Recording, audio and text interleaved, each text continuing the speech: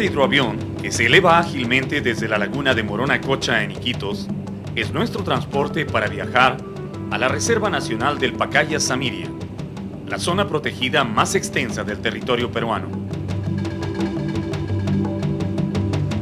Pequeños pero robustos hidroaviones como este, capaces de llevar entre 400 y 600 kilos de carga, aceleraron en las últimas décadas la conquista de la selva baja. Una inmensa llanura verde donde las distancias se miden no en kilómetros ni millas, sino en horas o días de navegación por los caprichosos meandros de los ríos. Cuando el avión llega a su altura de crucero, el paisaje que se descubre ante nuestros ojos resulta verdaderamente fascinante. La gran selva amazónica, vestida con un azulado velo de neblina, parece no tener fin en el horizonte. Lo que vemos desde arriba es solo una parte de la inmensa región de Loreto, un territorio tan extenso que fácilmente supera en área a varias naciones europeas. Desde Iquitos, que fue su punto de partida, el avión enfila con rumbo suroeste. Pasa sobre la ciudad de Nauta, donde nace el gran río Amazonas, y se interna en ese gigantesco triángulo, formado por la unión de los ríos Marañón y Ucayali. Allí está la reserva que vamos a visitar. Más de 2 millones de hectáreas de bosque tropical, donde el Estado peruano hace esfuerzos por salvar de la extinción a un gran número de especies de flora y fauna silvestre, muchas de ellas únicas en el planeta. Luego de 2 horas y media de vuelo, que en bote hubieran sido 6 días de navegación, nuestro avión desciende en la laguna de Pastococha, muy cerca del río Samiria. Ahora continuaremos el viaje por agua, hasta llegar a los campamentos, donde hemos de pasar los 40 días que va a durar nuestra visita.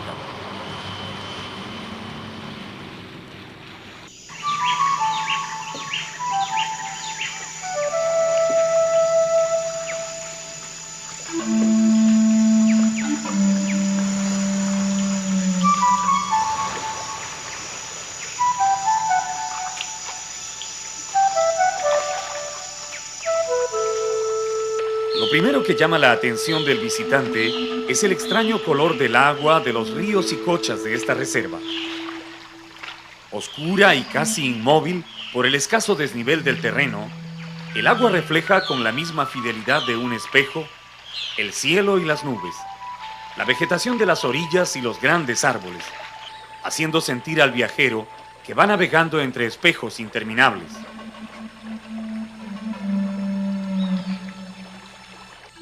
Este curioso color es el resultado de la descomposición de millones de hojas y ramas que caen diariamente de los árboles. Al desintegrarse en el agua, la materia vegetal libera una sustancia llamada tanino, que oscurece el líquido, dándole esa extraordinaria virtud de reflejar imágenes. De allí que la reserva del Pacaya-Samiria sea llamada también la selva de los espejos.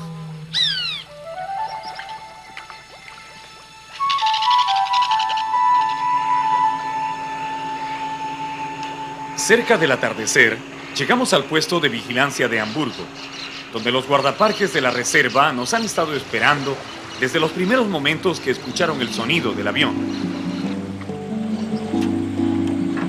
Acostumbrados a trabajar turnos de 6 o 7 meses, sin recibir visitas ni salir de la selva, ellos se animan con nuestra presencia, preguntando sobre las noticias y cosas que ocurren allá afuera, en lo que nosotros llamamos civilización.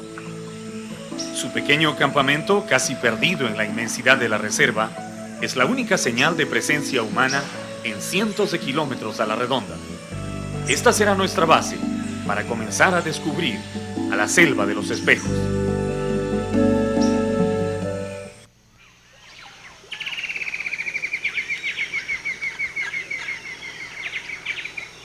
Los nativos de esta zona le llaman Tahuampa a las regiones pantanosas permanentemente inundadas por los ríos. Y realmente casi toda la reserva del Pacaya-Samiria es una tahuampa gigantesca, con escasas porciones de tierra firme. En las primeras horas del día, los ríos y cochas aparecen abrigados por un espeso manto de neblina, a través del cual llegan hasta nosotros los cantos y voces de los habitantes de la selva. Se afirma que los primeros hombres blancos que se internaron en estos pantanos en los días de la conquista, buscando la fabulosa ciudad de oro de los incas, llamaban a esta neblina el mal aire y le tenían mucho miedo, porque pensaban que respirarla producía esa terrible enfermedad, conocida después como malaria. El español Lope de Aguirre, a quien la historia recordaría para siempre con el apodo de la ira de Dios, por los desmanes que cometió entre los pueblos amazónicos cuando buscaba el dorado, vio morir a docenas de sus soldados, temblando con las fiebres de la malaria. En ese tiempo, ellos no podían saber que no era la neblina la que los mataba, sino los sanguinarios mosquitos anófeles, que son los transmisores de la enfermedad. Tan pronto el sol aparece en el cielo, los gritos y reclamos de las criaturas del bosque se hacen más intensos, y ya es posible distinguir a algunos habitantes de la reserva saliendo en busca de comida.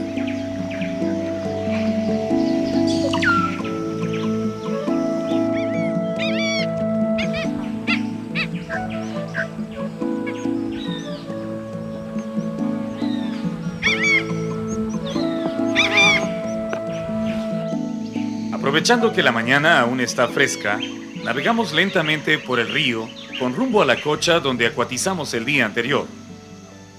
Los guías nos informan que deberemos tener mucha paciencia. En la selva amazónica los animales son muy tímidos y no se exhiben fácilmente. Pero allí donde solo vemos vegetación y gigantescos árboles, hay miles de ojos observándonos, narices que nos huelen y cientos de oídos que ya nos están escuchando.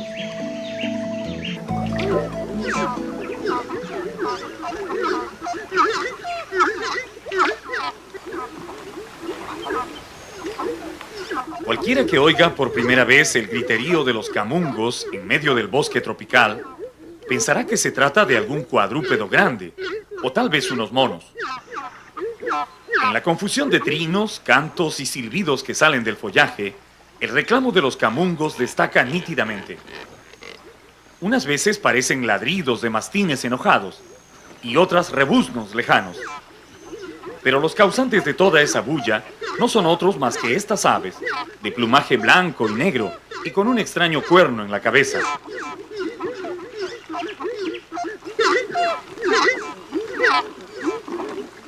Aunque su anatomía es bastante diferente, los camungos son parientes cercanos de los gansos y los patos.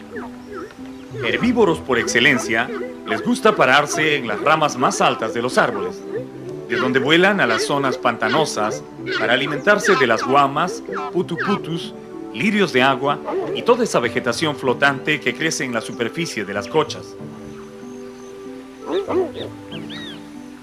Los camungos tienen patas cortas pero con dedos muy largos que les permiten caminar con tranquilidad sobre las plantas flotantes. Cuando uno los ve haciendo equilibrios sobre las ramas, con esa apariencia de pavos gordos, piensa que deben ser torpes en el vuelo, pero no es así. A pesar de su tamaño, los camungos no pesan mucho y son buenos voladores.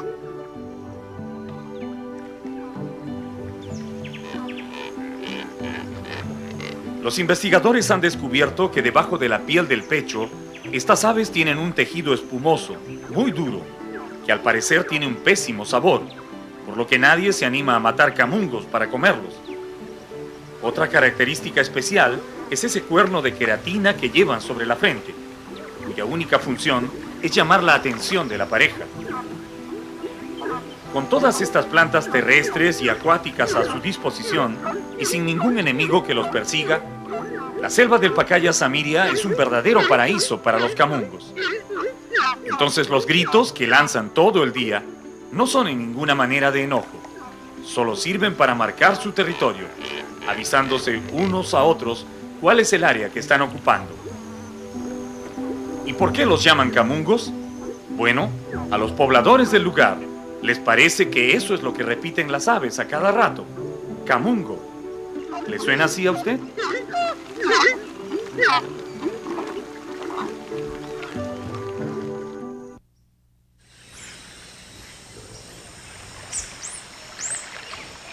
Las orillas de las cochas o lagunas del Pacaya Samiria están cubiertas por abundante vegetación que crece a la deriva, sin necesidad de fijar raíces en el suelo. Son plantas flotantes que se desarrollan con mucha rapidez, cerrando a veces el paso de los canales que conducen a la laguna.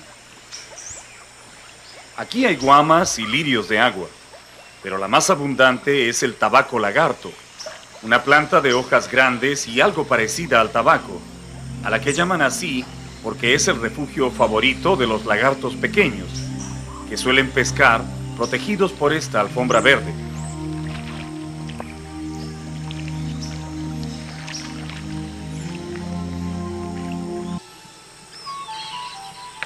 Cuando uno piensa en gaviotas, recuerda las orillas del mar, o tal vez algunas lagunas de la sierra, donde viven esas aves.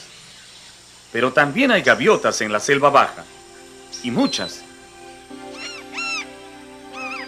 Su nombre científico es Phaetusa simplex, pero localmente se les conoce como tibes, y son las más hermosas gaviotas de agua dulce de la Amazonía.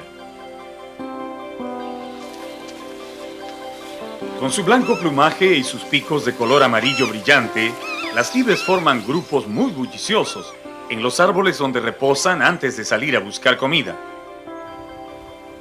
Ellas forman parte de las poblaciones de las orillas, pero no comen plantas ni insectos. Las tibes son excelentes pescadoras.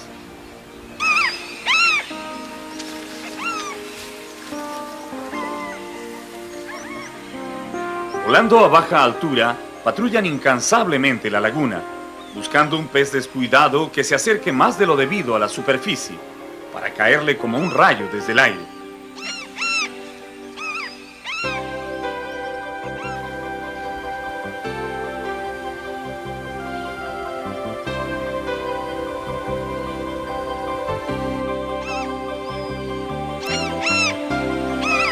Cuando la pesca escasea en las cochas, las tibes se mudan a los grandes ríos, donde casi nunca falta la comida. Uno de los espectáculos más bonitos de los ríos amazónicos es ver a una bandada de tibes parados en filas sobre un tronco que flota a merced de la corriente, mientras esperan el momento oportuno para comenzar la pesca.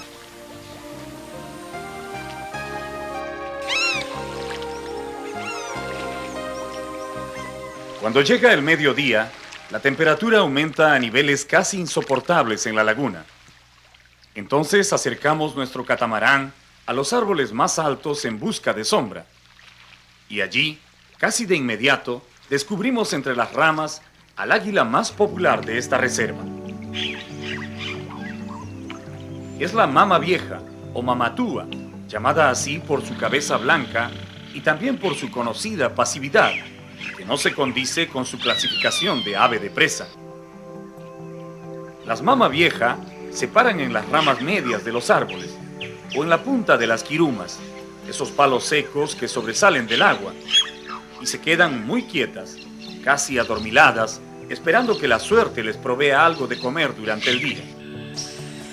Decimos esto porque a pesar de su fiero aspecto, su poderoso pico y sus fuertes garras, la mama vieja es un águila bastante floja para la caza.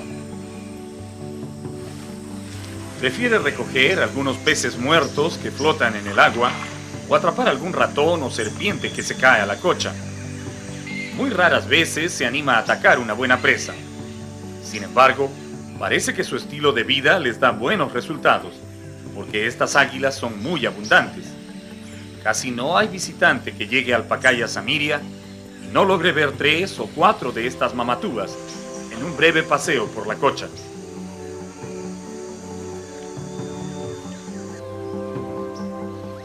El esbelto pájaro que vemos aquí sí es un cazador nato. Con su penetrante mirada vigila el agua a la espera de algún movimiento extraño.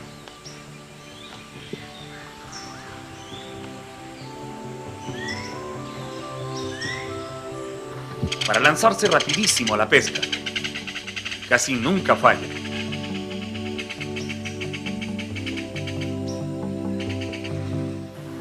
Aquí vemos a un ejemplar adulto preparándose para devorar a un alevino de araguana. Este será apenas un bocadito para el experto pescador, que puede atrapar presas 3 veces más grandes que esa.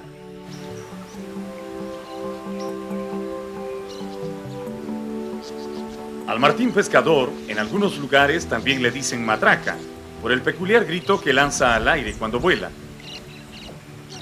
En las cochas del Pacaya Samiria es posible encontrar hasta 6 especies de martín pescador, que se diferencian básicamente en el tamaño y algunas tonalidades de las plumas, pero todos son muy buenos pescadores.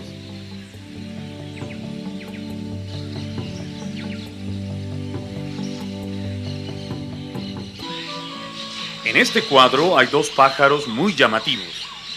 ¿Puede usted verlos? A pesar de sus vistosos colores, los trogones de cola negra no son fáciles de descubrir en el follaje, principalmente porque tienen la costumbre de quedarse casi inmóviles parados en sus ramas favoritas. Estas aves son bastante primitivas, pertenecen a la familia Trogonidae, en la que también están los famosísimos quetzales de Centroamérica, a los que los mayas consideraban sagrados y los llamaban aves de la libertad, porque no se podían criar en cautiverio. Sus plumas de colores metálicos, azul, rojo y verdoso, son muy apreciadas por los pueblos nativos de nuestra selva, quienes las utilizan para fabricar adornos y tocados. Los trogones se alimentan principalmente de frutos, pero no desprecian los insectos cuando tienen la oportunidad de atraparlos. Hay 2 pájaros típicos de esta reserva que los naturalistas clasifican como verdaderas joyas de la naturaleza. Y no hay quien no esté de acuerdo con ese título, especialmente si consigue verlos en un paseo por el bosque. Uno de ellos es el pequeño Pipra filicauda, conocido vulgarmente como ave cola de caballo, y el otro, el huanchaco rojo, a quien los ornitólogos han puesto el complicado nombre de Rhamphochelys nigrobularis. El cola de caballo es miembro de la familia de los manaquines o saltarines, que es muy famosa porque en ella los machos suelen hacer complicados bailes y piruetas cuando están en la época de buscar pareja. Sus colores son tan brillantes que uno no se explica cómo pueden pasar desapercibidos en el fondo verde de la selva. La razón es que estos pájaros son muy inquietos y se disimulan muy bien, moviéndose constantemente de una rama a otra, escapando de la luz. El huanchaco rojo no se queda atrás en belleza ni en colores de plumas. Es apenas unos centímetros más grande que el cola de caballo y, como él, muy aficionado a las frutas y los insectos. Observando su vistoso plumaje, uno se pregunta qué es lo que hace que algunos pájaros tengan colores tan vivos, mientras que otros se esfuerzan por mantenerse anónimos en la vegetación. Los mecanismos de atracción entre las aves son una razón muy importante. En algunas especies, solo un plumaje vistoso garantiza a los machos la posibilidad de encontrar pareja y reproducirse. En otras, los colores sirven para identificarse mutuamente. Y finalmente, la autoprotección también tiene mucho que ver con el color de las plumas. Un color intenso advierte a los posibles depredadores que ese individuo sabe defenderse bien, que es rápido en el vuelo o que tiene un pésimo sabor. Asimismo, no se puede dejar de mencionar que casi siempre son los machos los que tienen estos colores llamativos. Las hembras, que deben cuidar los pichones y nidos, son más discretas en su plumaje.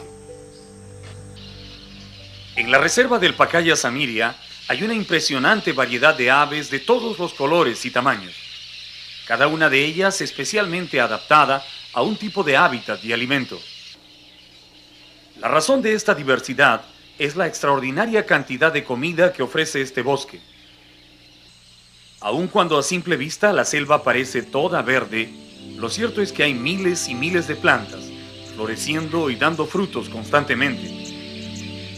Unas alimentan a los picaflores y bebedores de néctar, otras a las aves frugívoras y a las que comen los insectos que viven de las flores, y otras más a las que solo comen tallos tiernos y hojas. Como el clima en la selva baja no es muy cambiante, las plantas pueden reproducirse durante todo el año, garantizando plenamente el sustento de las incontables criaturas del cielo. Hay quienes afirman que son tantas las aves que viven en esta selva que un investigador podría pasar años y años internado en el bosque y no llegaría a ver con sus ojos ni el 60% de las especies emplumadas. Ese es precisamente el caso de José Álvarez, ornitólogo de profesión, que llegó al Perú para una corta visita, interesado en el estudio de las aves de esta región. 15 años después, Álvarez no termina de sorprenderse con la notable variedad de aves que la naturaleza ha puesto en esta parte del mundo. Mientras graba los cantos de los pájaros en el interior del bosque, el ornitólogo observa a dos carpinteros de collar que picotean afanosamente el tronco de un árbol en busca de termitas. Estos carpinteros son bastante raros en la región amazónica, pero curiosamente abundan en la reserva del Pacaya Samiria, lo que confirma la teoría de que en esta zona protegida, por su extraordinaria variedad de plantas, se concentran más especies de aves que en el resto de la Amazonía.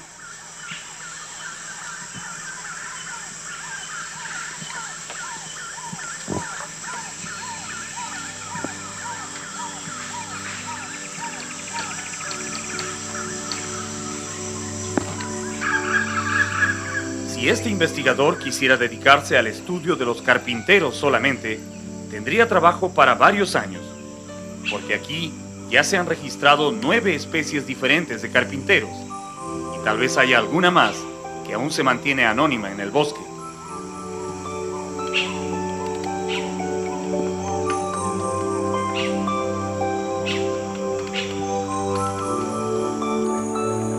Con la ayuda de una delgadísima red que coloca a menos de 1 metro sobre el agua, Álvarez espera capturar alguna vez a esos pájaros que solo escucha en la inmensidad de la selva, pero que nunca ha podido ver. La red resulta muy efectiva. A los pocos minutos ya ha caído un pájaro que cuanto más lucha por liberarse, más se enreda en la malla.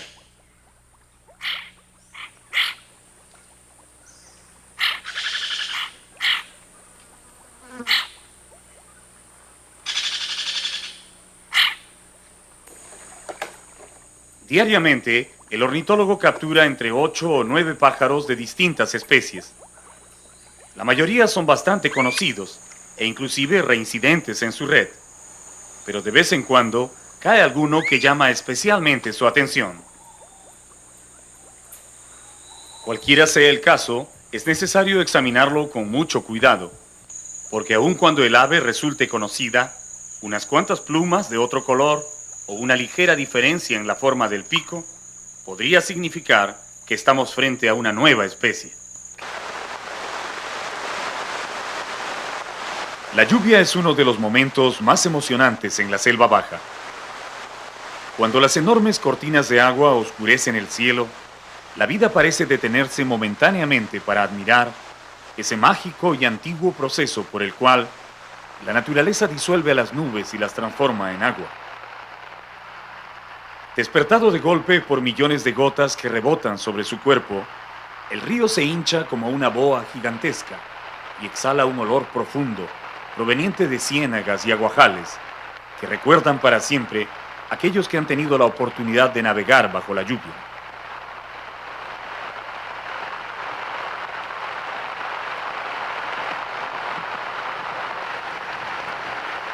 En la selva baja, la lluvia puede durar 1 hora, 1 día o 1 semana, pero mientras está cayendo, casi toda la fauna del bosque desaparece como por encanto. Las aves, los mamíferos, los reptiles y hasta los insectos buscan refugio, mientras esperan que se tranquilice el cielo. Solo cuando deja de llover, la vida retoma su curso habitual, otra vez húmeda y renovada por el agua. Para las criaturas que vuelan, la lluvia es una oportunidad de lavar las plumas, pero también representa una cierta incomodidad, porque luego deben pararse un buen rato al sol para secarlas. Los gallinazos son los que más sufren, porque sus plumas no tienen tanta grasa hidrofóbica como las de otras aves, y resulta divertido verlos parados, muy quietos, extendiendo sus amplias alas, mientras esperan con paciencia que el sol y el viento se las sequen. Estos gallinazos de cabeza negra, tan comunes en distintas regiones del Perú, son también abundantes en la reserva del Pacaya Samiria. Ellos, junto con sus colegas, los gallinazos de cabeza roja, son la cúspide de la cadena trófica de la selva. Esto significa que son los encargados de recoger los despojos de animales muertos y limpiar el bosque de todas las carroñas y desperdicios.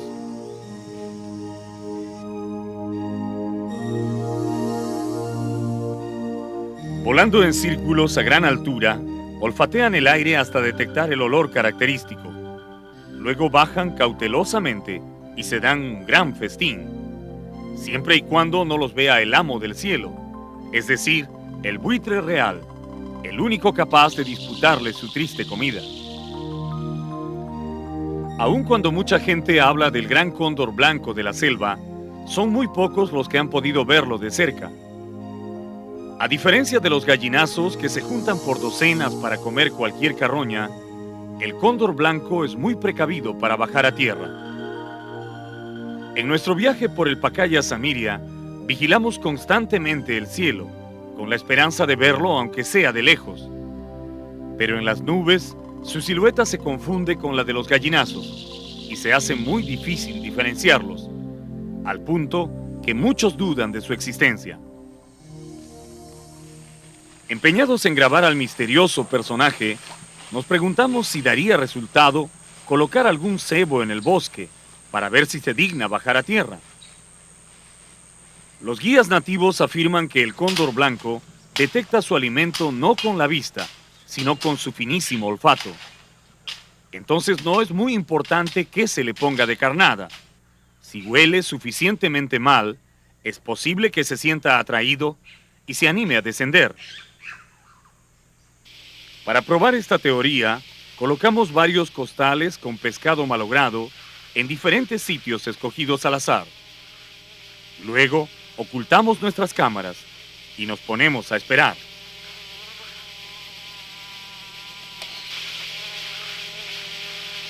Conforme pasan las horas, el sol calienta la selva y el olor de los costales se hace tan intenso que nosotros somos los primeros en sufrirlo. Nadie se imaginaba que un poco de pescado pudiera oler tan mal en el húmedo aire del bosque. Los primeros en llegar son los gallinazos de cabeza negra. El olor los atrae irresistiblemente y parece que están muy hambrientos. En cuestión de minutos hay casi una docena rodeando el cebo, muy ansiosos, pero ninguno se anima a acercarse. Nos preguntamos cuál puede ser la causa, cuando de repente descubrimos en las ramas más altas una figura blanca, inmóvil, que vigila atentamente los movimientos de los gallinazos.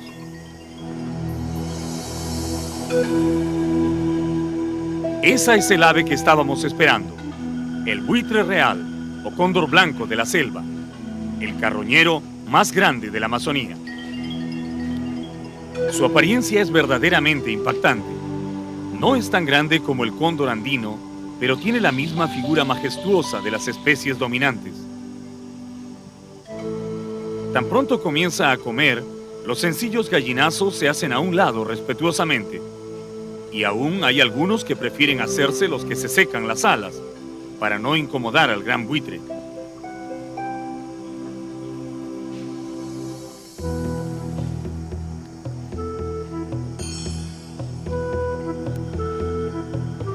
Algo que encontramos verdaderamente asombroso es descubrir que esta ave defeca primero sobre el lugar donde va a comer, tal vez como una forma de marcar su territorio o señalar el sitio donde está la presa. El nombre científico de este rapaz es Sarcoramphus papa, pero tiene muchísimos nombres comunes. En los bosques del Paraguay, Bolivia y Brasil le dicen rey de los gallinazos o buitre real, pero en la Amazonía peruana es más conocido como cóndor blanco o cóndor de la selva. Es tan dominante que prefiere perder la comida que tiene en el pico antes que permitir que los impacientes gallinazos se acerquen a su carroña.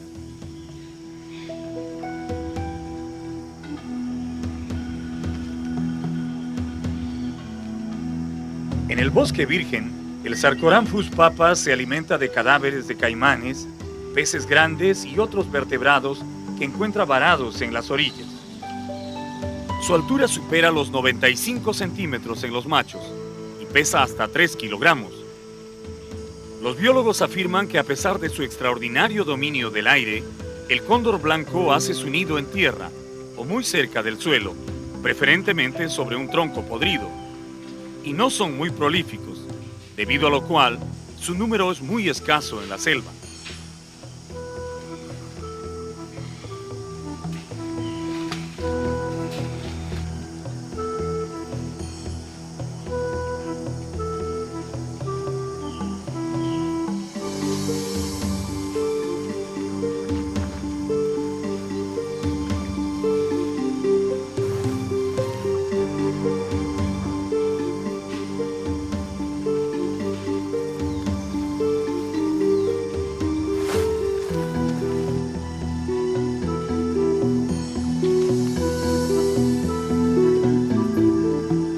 Cuando ya se siente satisfecho, el buitre abandona el tronco, dejando las sobras a los gallinazos y rinawis, que se apresuran a devorar lo que queda. Ellos conocen las reglas de la selva y se conforman con eso.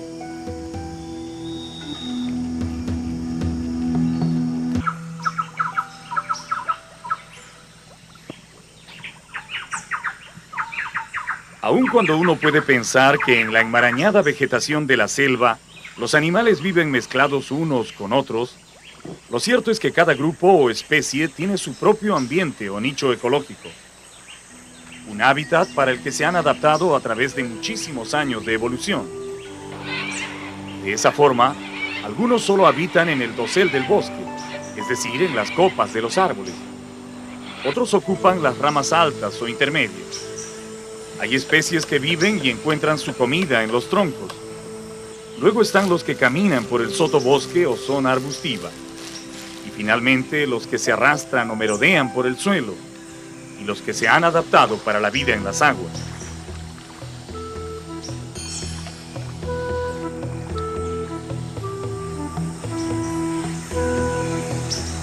Entre todos estos grupos, los habitantes de los árboles forman una comunidad sumamente atractiva y variada. Los monos que habitan nuestras selvas no son originarios de América, provienen del continente africano. Los científicos que han estudiado la evolución de estos primates coinciden en señalar que los monos llegaron al Nuevo Mundo hace aproximadamente 35 millones de años, navegando en islas flotantes de vegetación en una época en que América y África no estaban tan distanciadas por el océano. Al parecer, fueron esos monos migrantes los que dieron origen a la gran variedad de simios que hoy pueblan los bosques tropicales de Sudamérica. En su nuevo hábitat, los monos del Nuevo Mundo desarrollaron características y adaptaciones especiales que terminaron diferenciándolos de sus ancestros africanos. Por ejemplo, los simios de nuestro continente tienen las fosas nasales muy abiertas y separadas, mientras que los del Viejo Mundo tienen fosas estrechas y muy juntas. Aparte de esto, los monos americanos han desarrollado en casi todas sus especies una cola prensil que les sirve como una quinta mano, dándoles una gran seguridad para sus desplazamientos entre los árboles. También, a diferencia de los simios de África, los de nuestras selvas confían más en la vista y en el oído, antes que en el olfato, para buscar comida o detectar a sus enemigos.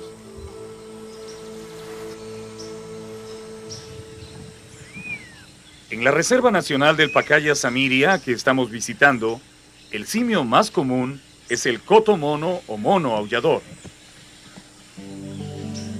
El coto es un mono muy grande, que puede llegar a pesar hasta 9 kilos.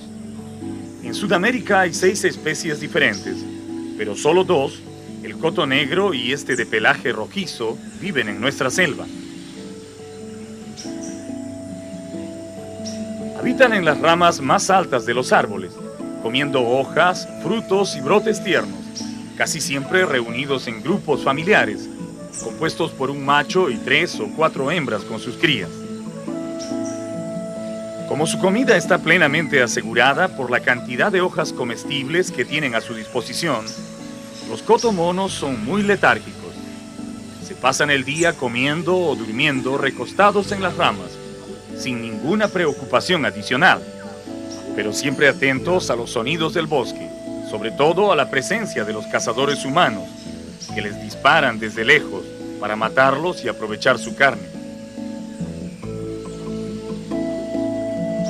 En los bosques de Tumbes y el Manu son incontables los cotomonos que han sido exterminados por los cazadores furtivos, a pesar de las prohibiciones y las leyes que los protegen. Como todos los monos que consumen hojas, el coto tiene un sistema digestivo especializado en procesar la celulosa de los vegetales. Su flora bacteriana fermenta primero las hojas en el estómago, antes de aprovechar las sustancias nutritivas. El grito territorial del cotomono que resuena en el bosque de rato en rato es el aullido más fuerte del mundo animal. Se puede oír a 3 kilómetros de distancia a través de la selva y a 5 kilómetros en espacios abiertos. Esos gritos sirven para coordinar los movimientos del grupo, marcar territorios o advertir de peligro a otras manadas de cotos.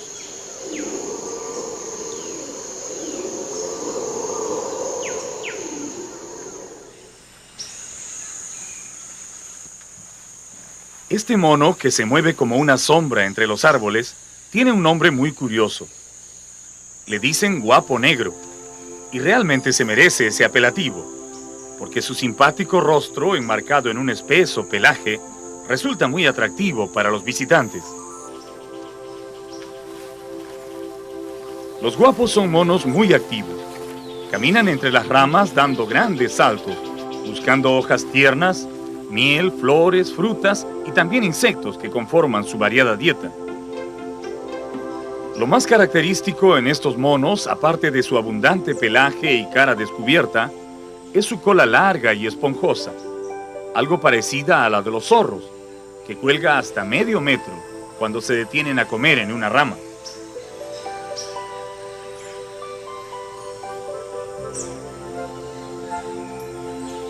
Por increíble que parezca, esa bonita cola ha sido la perdición de los guapos, porque mucha gente los caza para cortárselas y hacer plumeros con ellas. Su carne también es muy apreciada en algunos pueblos de la selva, y no faltan quienes los cazan para venderlos como mascotas. Por todo eso, el guapo negro, o Pithecia monachus, como le dicen los biólogos, prefiere mantenerse lo más alto que puede, en la bóveda del bosque.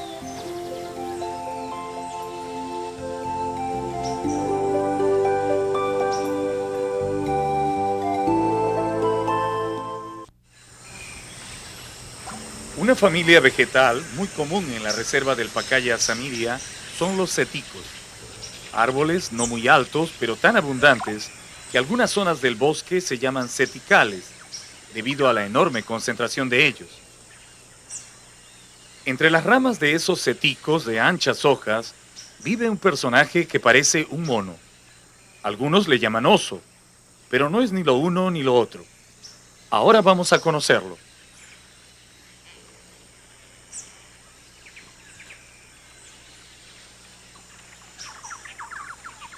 Desde lejos parece una bola de color gris escondida entre las hojas que puede pasar por una rama o una parte muerta del follaje.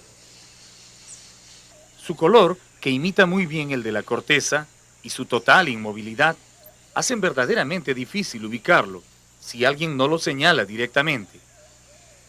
Esos son los pelejos, y esa es la posición en la que se pasan la mayor parte del día, durmiendo, abrazados a su árbol favorito, de tal forma que se vuelven casi invisibles para los observadores. Solo cuando tienen hambre y comienzan a moverse, entonces recién se puede apreciar en toda su belleza a uno de los animales más lentos del mundo, el perezoso tridáctilo.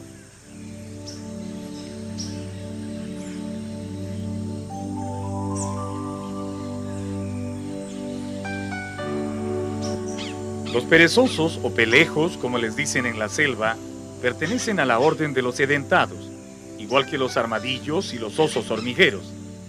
Tal vez por eso alguna gente los confunde y los llama osos perezosos. Pero lo cierto es que no tienen nada que ver con los osos. Ellos son una especie diferente y, por cierto, muy común en la reserva del Pacaya Samiria.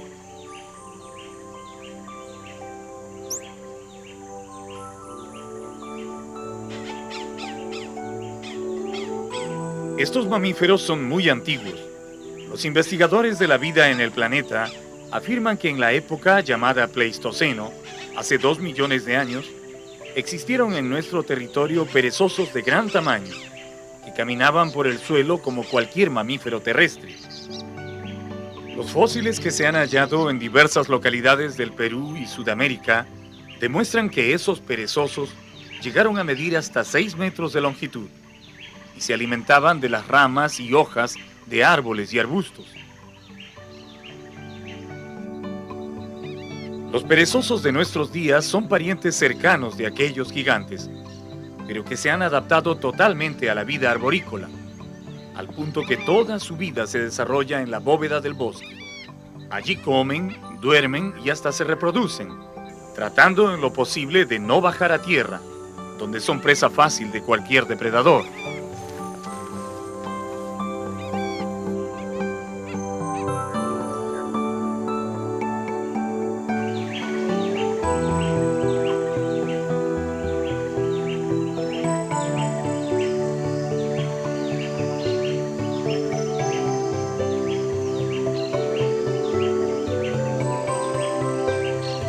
En las copas de los árboles se alimentan principalmente de hojas y frutos, y solo bajan a tierra una vez por semana, a expulsar la orina y las heces, siempre al pie de los árboles donde viven.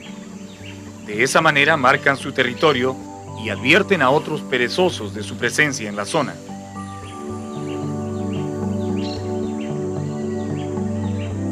Estos animales tienen unas patas fuertes, provistas de 3 garras poderosas, parecidas a garfios, que les sirven para agarrarse firmemente de las ramas.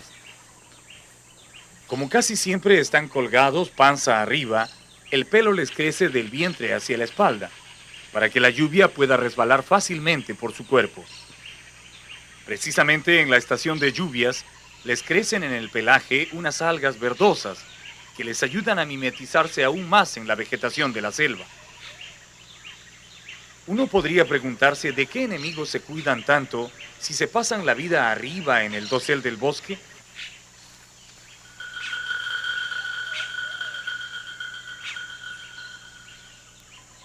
El águila arpía es su más implacable perseguidora. Con su poderosa vista rastrea el menor movimiento de los pelejos entre las ramas y desciende veloz para arrebatarlos con la fuerza de sus garras, tan grandes como manos humanas. El pelejo es un animal solitario. Sin embargo, cuando decide buscar pareja, la encuentra fácilmente, porque en su especie, el 90% de los individuos son hembras. Normalmente, una pareja de perezosos cría un solo cachorro al año, después de un periodo de gestación de 5 meses. Una característica sumamente interesante del pelejo es la conformación de su esqueleto.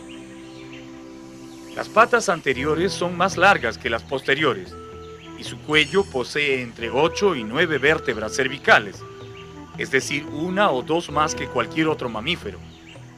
Esta condición les permite mover la cabeza en un arco de 270 grados, lo que les resulta sumamente útil para observar su entorno cuando están colgados de los árboles.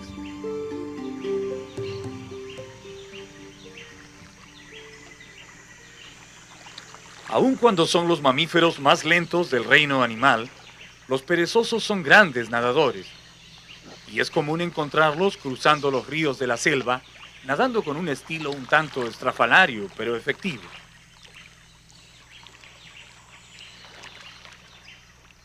Para ellos, resulta un poco más seguro cruzar a nado de un lugar a otro que caminar por el suelo, donde cualquier felino o reptil podría atraparlos sin problemas.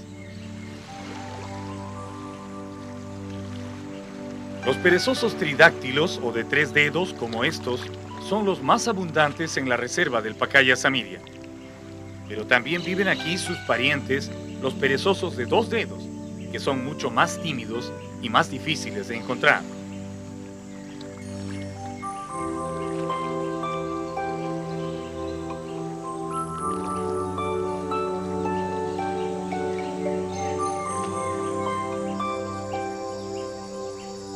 En las noches, los perezosos también se mantienen activos. Y esa es la hora en que usualmente se aventuran a bajar de sus árboles, a defecar o establecer su morada en otro refugio con más alimento. Descienden majestuosamente, mirando a todos lados, con sus caras de niños buenos.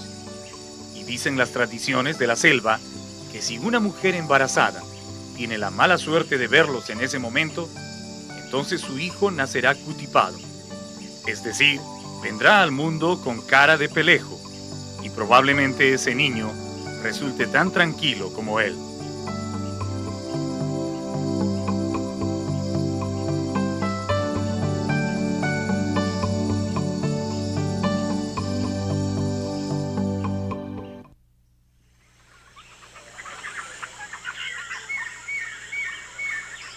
Al navegar por los ríos de la selva, los sonidos se perciben atenuados por el espeso follaje de los árboles.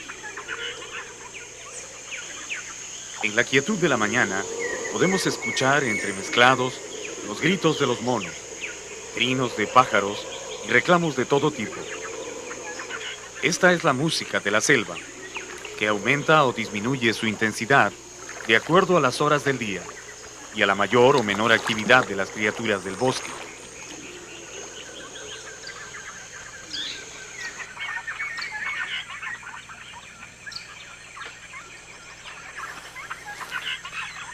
Una puma garza huye asustada de nuestra presencia y al notar que seguimos mirándola, estira su largo cuello, tratando de aumentar su tamaño. El color rojizo y jaspeado de sus plumas, que recuerda en algo a la piel de los pumas y tigres, ha dado lugar a que los nativos de la selva llamen puma garza a estas aves, que son más bien tímidas y huidizas. Cuando no se sienten amenazadas, encogen su cuello y se quedan inmóviles en los troncos de los árboles, esperando las horas más frescas del día para salir a pescar en las lagunas.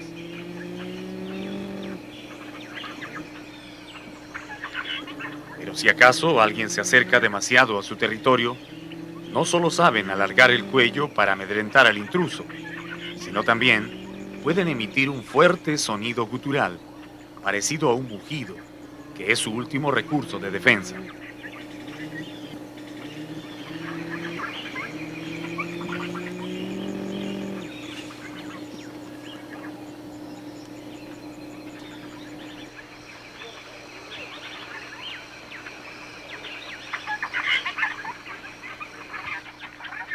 Esta puma garza hembra que cuida su nido en la rama de un árbol está muy molesta porque ha detectado la presencia de un joven margay merodeando su refugio.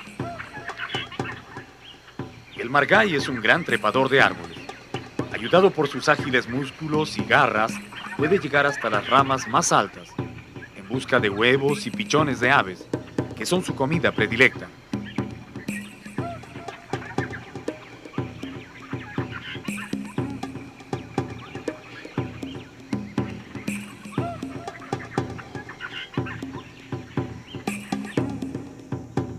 La puma garza ahora está verdaderamente disgustada. Mueve la cabeza amenazante, preparándose a defender sus huevos. Pero el tigrillo no se animará a atacar mientras ella esté en el nido. Después de todo, el día recién está comenzando y él sabe que hay muchos nidos descuidados en el bosque.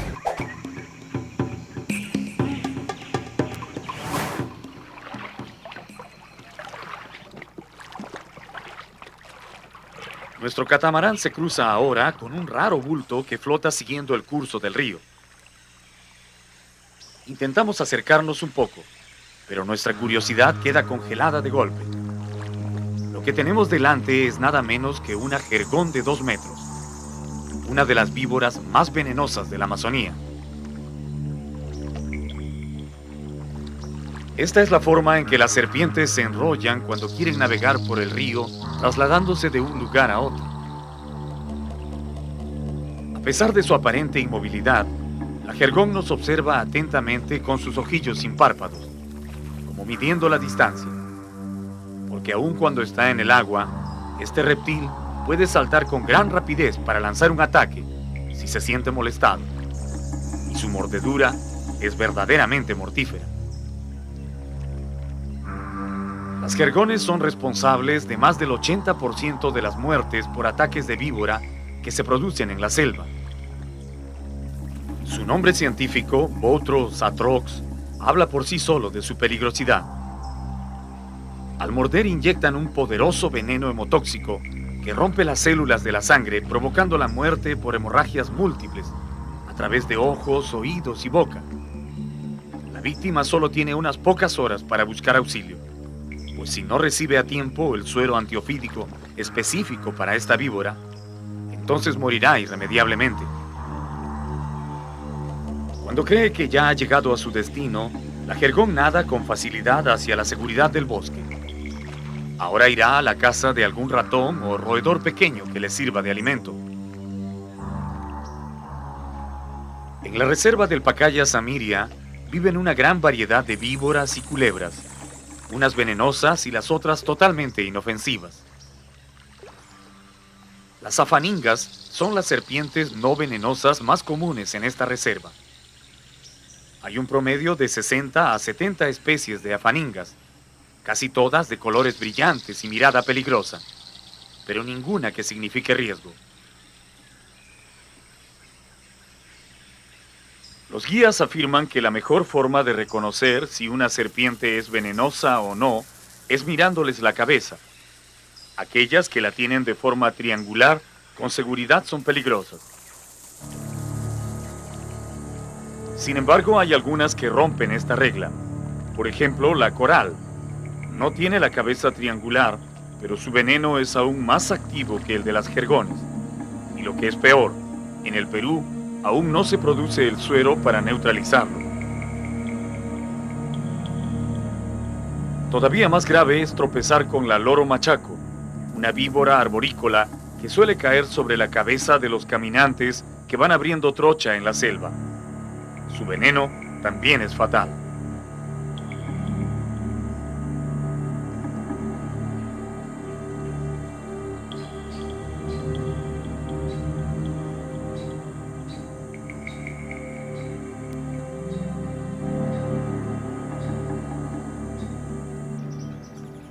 El ofidio más representativo de la selva es sin lugar a dudas la anaconda o boa negra, un reptil que puede llegar a medir hasta 10 metros de largo y ser 2 veces más gruesa que el muslo de un hombre.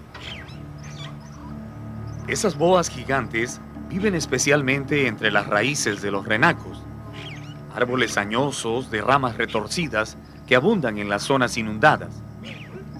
Pero también es posible encontrarlas en las orillas de los ríos, sobre todo en esas playas cubiertas de pasto y cañas silvestres.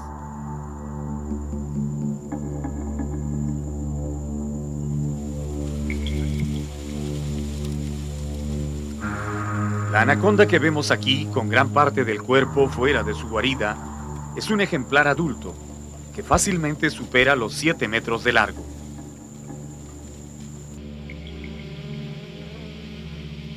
Al parecer la hemos encontrado calentándose al sol mientras termina de cambiar de piel, un proceso que en estos reptiles ocurre varias veces al año, de acuerdo a su ritmo de crecimiento. Las docenas de moscas que recorren su cuerpo están lamiendo la grasa lubricante de la nueva piel y recogiendo las células muertas que quedan sobre su espalda.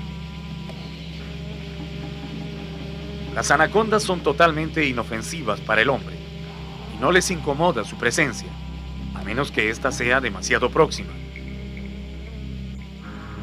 Cuando están hambrientas, son capaces de devorar un caimán o un venado entero. Luego reposan varios días, mientras los potentes jugos de su aparato digestivo disuelven los huesos y hasta los pelos y cuernos de su víctima.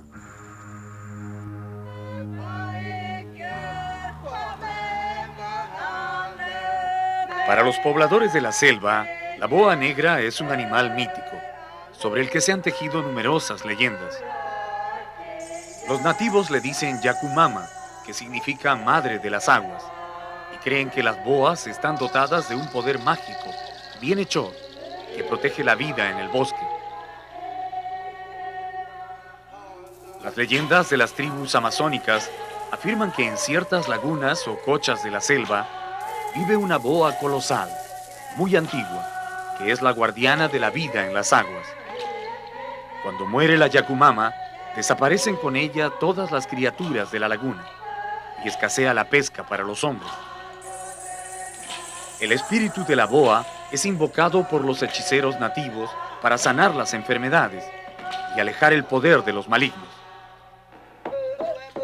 Entre los boras, una comunidad muy extendida por la cuenca del Amazonas, hay una danza ritual muy antigua en la que los hombres de la tribu se abrazan y bailan sobre una boa imaginaria, invocando su apoyo y protección para su pueblo.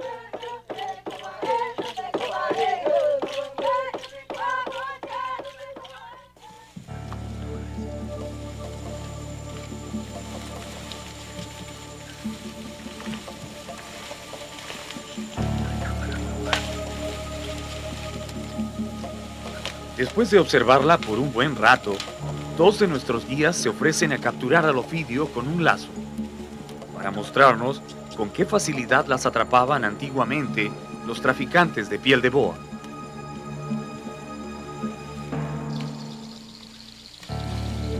Pero la anaconda resulta más rápida de lo que ellos esperaban.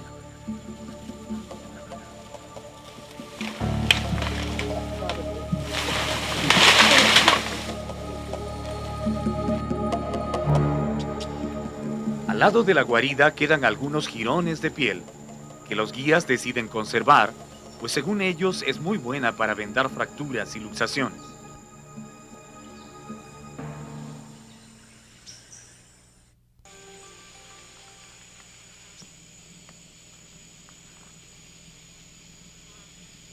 Entre las aletas de un árbol gigante, una familia de armadillos duerme apaciblemente antes de salir a buscar comida.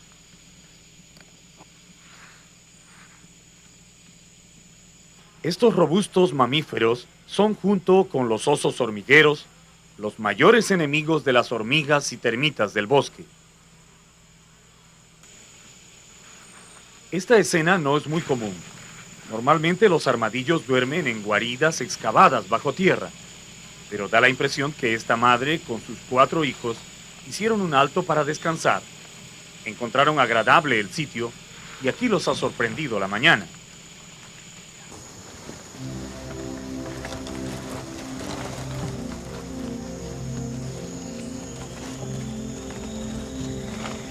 Los armadillos son animales muy poco evolucionados. Prácticamente siguen igual a como aparecieron en el Paleoceno superior, alrededor de 55 millones de años atrás. En esa lejana época, las líneas evolutivas de los edentados comenzaron a diversificarse para dar origen a las especies que conocemos hoy. Los perezosos terrestres y gliptodontes desaparecieron, dejando su lugar a los hormigueros, perezosos arborícolas y armadillos que ahora vemos en los bosques. El cuerpo de estos animales está protegido por numerosas placas óseas, recubiertas de escudos córneos, que le dan la apariencia de un pequeño blindado. Precisamente eso es lo que quiere decir su nombre: armadillo, cubierto con armadura.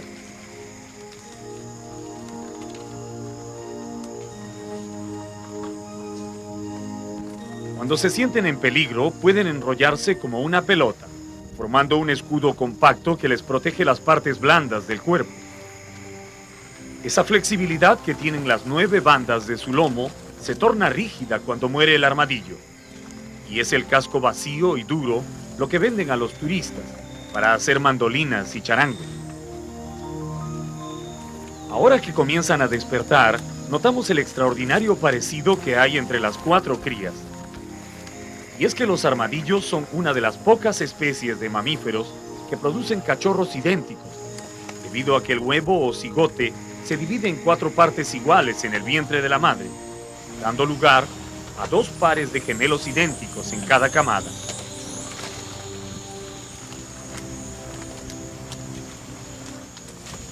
Algo especialmente interesante que han descubierto los científicos es que el armadillo es un activo portador de la enfermedad de la lepra, la cual lo infecta provocándole manchas y pústulas en el cuerpo, pero no llega a mutilarlo como ocurre en los humanos. Esa es la causa por la cual desde hace muchos años se estudia a los armadillos, tratando de lograr algún avance en la lucha contra la lepra. Cuando ya están totalmente despiertos y activos, la madre guía a sus cachorros hacia los senderos del bosque que transitan a diario. Los armadillos comen una amplia gama de hongos, tubérculos y fruta caída, pero lo que más les gusta son las larvas de las hormigas. La prisa con la que se internan en el bosque parece indicar que su fino olfato ya les está diciendo dónde hay un gran nido esperando.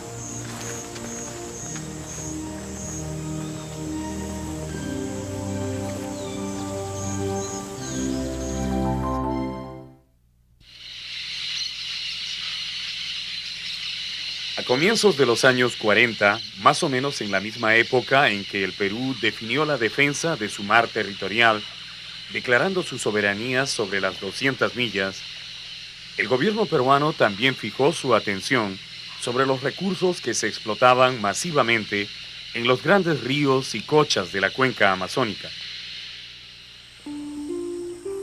En aquel entonces preocupaba especialmente la sobreextracción que se hacía del paiche, el pez más grande que albergan las aguas de la selva. Pero también era inquietante la captura masiva de caimanes negros y nutrias gigantes, cuyas pieles se vendían en altos precios en el mercado internacional. Para controlar esa explotación desmedida y proteger de la extinción a las especies silvestres, se crearon las reservas y áreas protegidas, entre ellas la del Pacaya Samiria, una reserva natural de más de 2 millones de hectáreas ubicada en el corazón de la Amazonía peruana.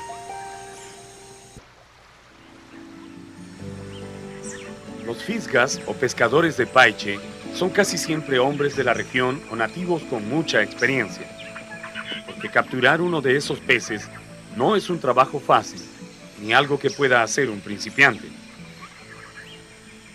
Durante horas y a veces días enteros, los fisgas recorren pacientemente la laguna que han escogido, buscando señales del pez en la superficie del agua.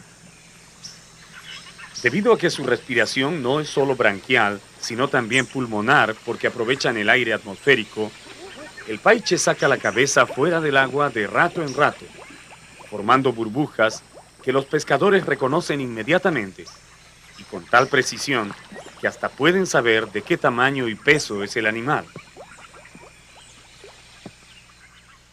Una vez ubicadas las burbujas del paiche, comienza una persecución implacable, que solo termina cuando el pez se pone a tiro de arpón y el fisga logra picarlo. Pero aún con el metal clavado en su cuerpo, el paiche todavía tiene fuerza suficiente para escapar, jalando la boya de madera que va unida a la punta del arpón. En esos instantes el pez busca las raíces y plantas de la orilla, un intento por cortar la soga que lo mantiene prisionero a la boya. Y allí es donde los pescadores tienen que actuar con rapidez para sacarlo del agua, antes que logre enredarse en la vegetación subacuática.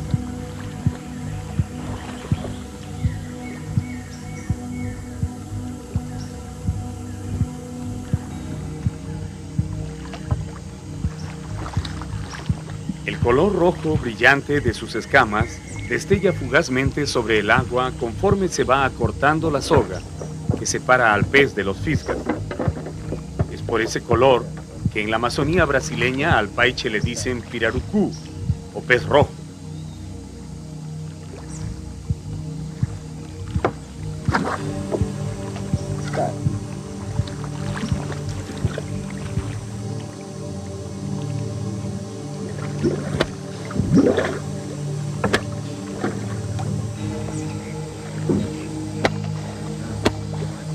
Un paiche de 100 kilos no muere fácilmente. Antes de subirlo a la canoa, los fisgas lo ultiman a machetazos.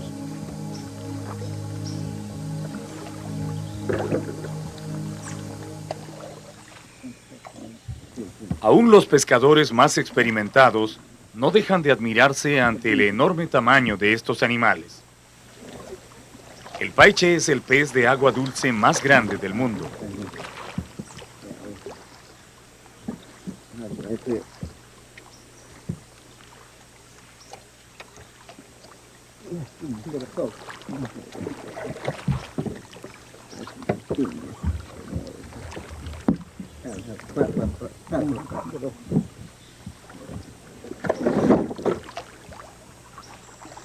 Después de matarlo, se dirigen prestamente a la orilla para comenzar el largo proceso de destazar al animal para sacar la carne.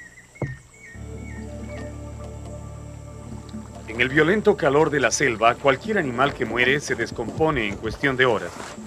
Por eso los pescadores se apuran en retirar la carne, que solo seca y salada puede conservarse en buen estado hasta llegar a los mercados de Iquitos.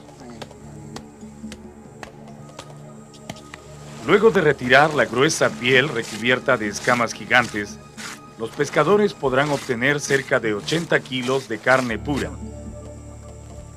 Este ejemplar mide un poco más de 1 metro con 70 centímetros, pero hay paiches que llegan a los 3 metros de largo y pueden proporcionar hasta 150 kilos de carne.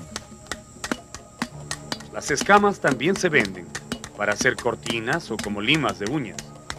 En toda la región amazónica, la pesca del paiche está prohibida entre los meses de febrero y octubre. Pero en la reserva del Pacaya Samiria, la prohibición es permanente, como una forma de proteger en un refugio natural a esta especie que ha sido sobreexplotada en el pasado. Lamentablemente, los infractores no respetan la ley, y es común verlos burlar la vigilancia de la reserva, no solo para arponear paiches de todo tamaño, sino también para capturar los alevinos de esos peces que luego venden a los acuarios del extranjero, poniendo en grave peligro la continuidad de la especie. El paiche, o Arapaima gigas, que es su nombre biológico, necesita 3 largos años para llegar a su edad reproductiva. Si no se le da esa oportunidad, respetando las vedas y los refugios en la reserva, estaremos destruyendo deliberadamente uno de los recursos ictiológicos más importantes de la Amazonía.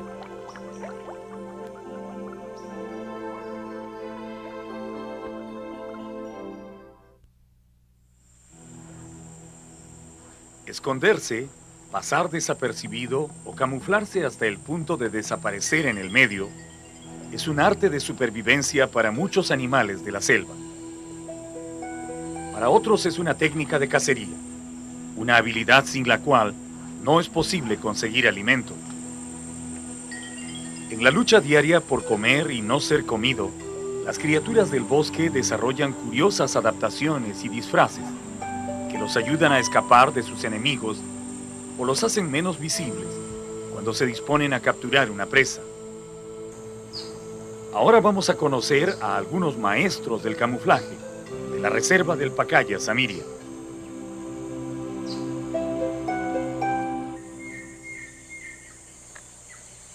Observen este inocente ojo de agua rodeado por la vegetación de la selva. ¿Nota usted allí algo inusual o peligroso? Por mucho que uno fije la vista, no es posible distinguir nada anormal. Habría que acercarse mucho para descubrir quién se oculta bajo el agua. Si alguien tiene la curiosidad de hacerlo, se encontrará con una astuta boa amarilla de 3 metros de largo, que justamente está allí, esperando que llegue algún incauto.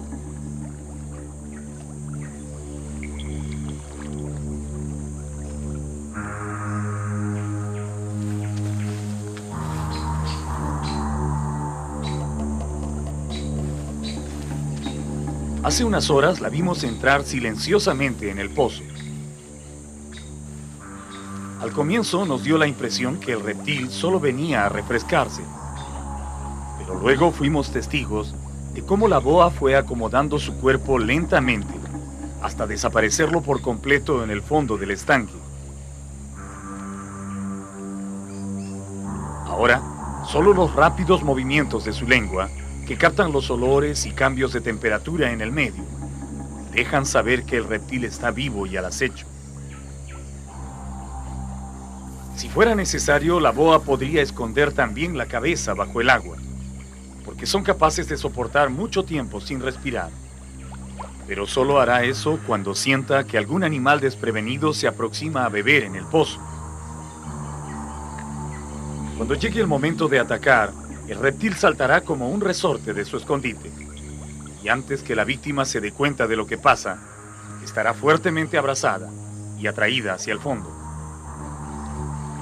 No importa que tenga que esperar un día o una semana, en algún momento, un animal sediento se acercará al pozo. El antiguo truco de las boas de quedarse inmóviles en el fondo de los estanques siempre funciona.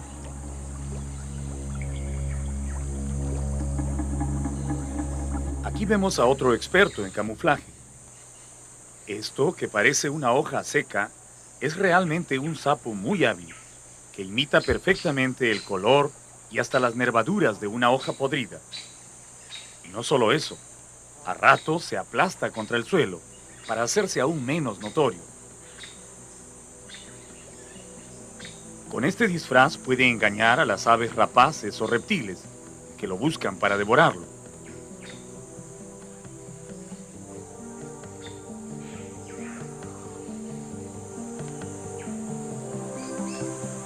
Los insectos son grandes expertos en mimetismo. Aparte de su habilidad para mantenerse inmóviles, pueden imitar increíblemente bien el color de las hojas y ramas de su medio.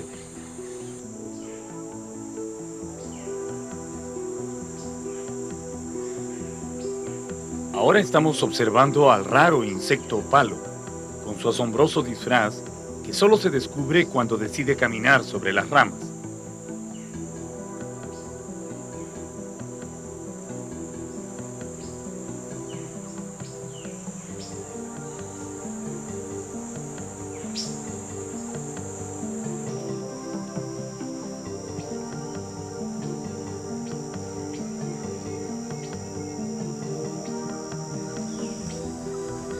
En este follaje amarillento está escondido el insecto hoja.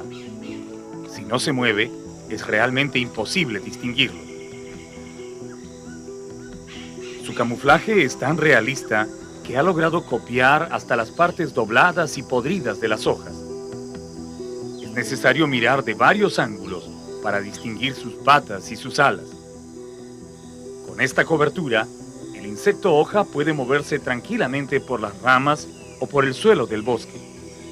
Las aves insectívoras siempre creerán que es una hoja seca.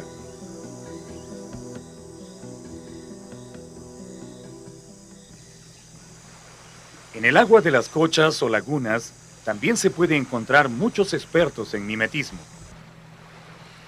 Algunas especies de peces son verdaderos maestros en el arte de esconderse. Aquí están algunos de ellos.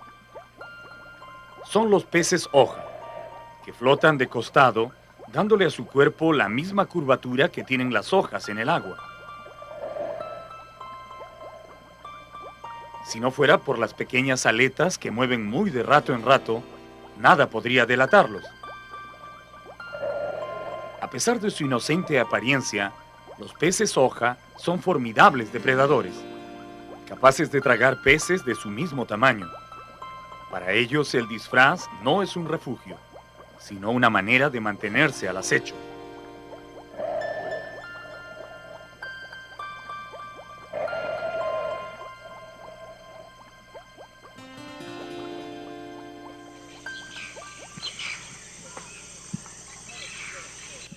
De todas las criaturas a quienes la naturaleza ha enseñado a mimetizarse, la más espectacular es, sin lugar a dudas, un ave misteriosa y sumamente difícil de encontrar. Tan rara que hasta su nombre parece una leyenda. Es el Ayaimama. Usualmente su canto comienza a escucharse después del atardecer y continúa resonando en el bosque hasta las horas de la madrugada. Es un canto lúgubre, muy diferente al resto de los sonidos del bosque, que se hace más intenso y melancólico en las noches de luna llena. En los pueblos de la Amazonía se cuenta que dos niños perdidos en la selva fueron convertidos en pájaros por los espíritus del bosque. Y son ellos los que cantan de noche llamando a sus padres, con un lamento que parece decir, allá hay mama, y de allí viene el nombre de esa ave. Después de muchos intentos por encontrarla, una tarde la hallamos por casualidad. Y allí por fin nos dimos cuenta por qué tanta gente solo la escucha y casi nadie logra verla. El Ayaimama estaba parado en un tronco abrazando a su pichón, apenas a 4 metros de distancia, y a pesar de nuestros mejores esfuerzos, no lográbamos verlo. ¿Puede usted ubicarlo en esta toma?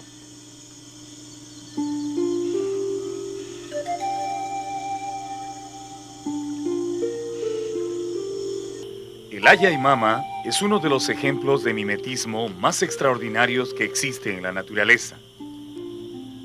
Posee no solamente un plumaje críptico que lo hace increíblemente parecido a la corteza de los árboles, sino también tiene la asombrosa capacidad de mantenerse absolutamente inmóvil durante horas y horas, dando la impresión de que es parte del árbol, tan natural como el tronco o las ramas. El que vemos aquí está protegiendo con su cuerpo a su pequeño pichón, el cual a su corta edad ya conoce la técnica de supervivencia de su especie y se mantiene tan quieto como su madre. Su postura es tan rígida que por un momento uno podría creer que ambas aves están disecadas y puestas sobre el tronco, pero no es así. Se trata más bien de una impresionante demostración de lo que pueden lograr algunas criaturas cuando tratan de esconderse de la mirada de los demás. Los Ayaimama pertenecen a la familia de los Nyctividae, aves nocturnas y solitarias llamadas comúnmente chotacabras, a las cuales no se ha podido estudiar con mayor detenimiento por lo difícil que resulta ubicarlas en los bosques. Durante el día permanecen inmóviles pegadas a los árboles y solo se ponen en actividad en la noche cuando salen a cazar insectos grandes y polillas que capturan al vuelo. Cuando está abierta, su boca es muy amplia, por lo que pueden engullir insectos casi enteros. Se cree que su visión no es muy buena en el día, y esa debe ser la razón principal por la que han desarrollado este mimetismo del que depende toda su seguridad mientras esperan la noche.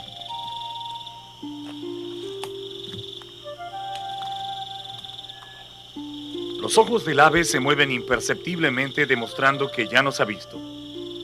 Dentro de unos minutos terminará el atardecer y es probable que la madre decida emprender vuelo. Y tal parece que eso es lo que teme el pichón, porque también notamos que su respiración se acelera un poquito, aunque se esfuerza por mantener la posición del camuflaje.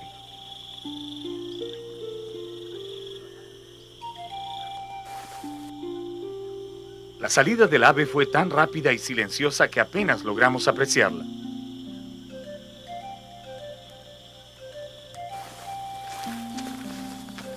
El pichón hizo un rápido gesto hacia la madre, pero luego, disciplinadamente, volvió a la posición que le manda el instinto de conservación. La madre no se ha ido lejos. La vemos parada sobre una rama, ligeramente más activa por la proximidad de la noche, y tal vez preocupada por el crío que ha dejado, ahora expuesto a miradas extrañas. El pequeño parece asustado, pero se mantiene firme en su sitio. Algo le dice que mientras no modifique su disfraz, su vida no correrá peligro. Ahora podemos ver que sus ojos se abren ligeramente para recibir a la noche, mientras escucha a lo lejos el canto de su madre, que lo acompaña desde el bosque.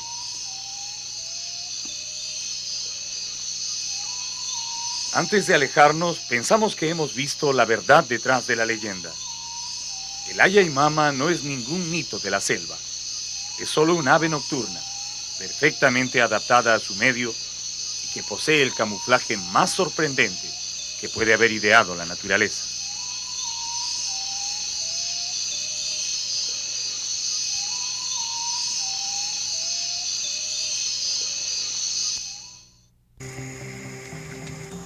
En la reserva del Pacaya Samiria, los mamíferos forman un grupo bastante numeroso, y entre ellos, los tapires son los de mayor tamaño.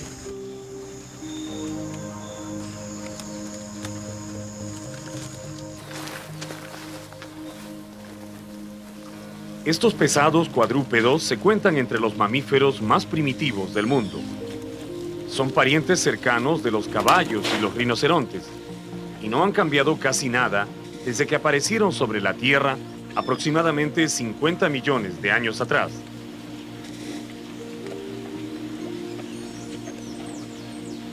En la selva del Perú se les conoce con el nombre de sachavacas, palabra de origen quechua que significa parecido a la vaca o falsa vaca. Los tapires son eminentemente herbívoros. Consumen grandes cantidades de vegetación al día, especialmente brotes, ramitas blandas y frutos de arbustos bajos.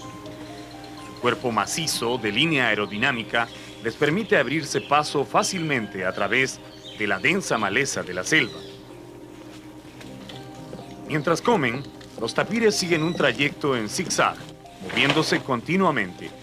Casi nunca se detienen demasiado tiempo en un solo lugar para evitar ser sorprendidos por su mayor enemigo, el jaguar u otorongo, el felino que mata de un salto, que es el más implacable depredador de las sachavacas.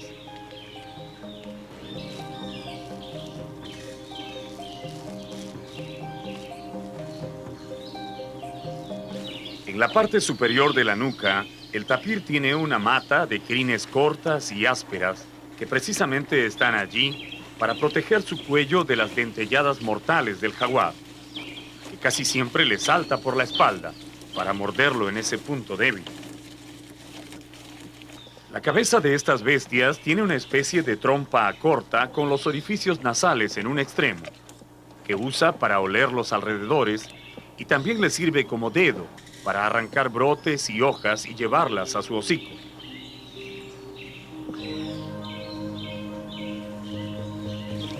De las 4 especies de tapires que hay en el planeta, 3 habitan en América Central y del Sur, y una en el sudeste asiático. Mientras existan bosques con vegetación primaria, praderas y agua abundante, este antiguo representante de los mamíferos todavía podrá seguir merodeando en el interior de las selvas.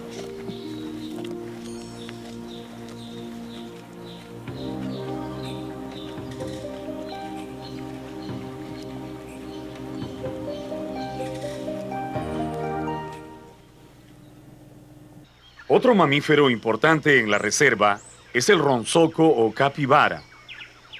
Su nombre científico, Hydrochaeus, significa cerdo de agua, y efectivamente su aspecto se parece mucho al del cerdo. Pero el ronzoco pertenece a otra familia, y aún más, es un verdadero líder en el reino animal, porque ha sido clasificado como el roedor más grande del mundo. El naturalista Charles Darwin, que estudió a estos roedores en las selvas de Sudamérica, escribía que durante sus viajes solo pudo ver ronzocos muy temprano en las mañanas o en las últimas horas de la tarde, pero nunca durante el día. Una observación muy acuciosa, porque efectivamente los ronzocos odian el calor y solo salen de sus escondites en las horas más frescas a mordisquear las hierbas y plantas acuáticas que constituyen su dieta.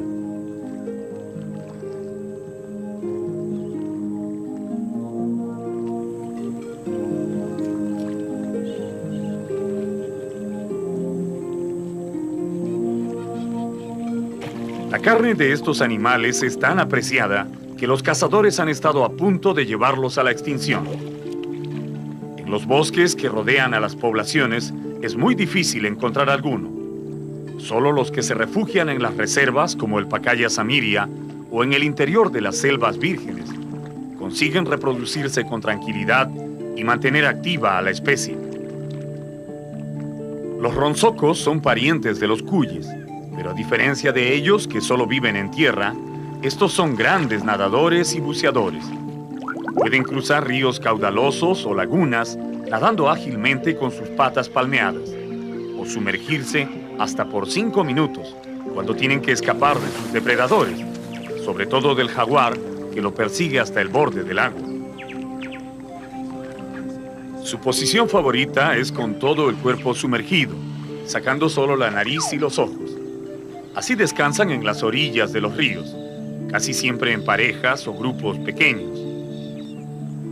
Los investigadores han descubierto que tanto los machos como las hembras poseen glándulas odoríferas en el ano, que les sirven para marcar sus territorios o dejar contraseñas olfativas a otros integrantes de su especie. Los machos tienen una más de esas glándulas en la cabeza, que produce una secreción blanca y pegajosa que utilizan para comunicarse olfativamente con sus parejas.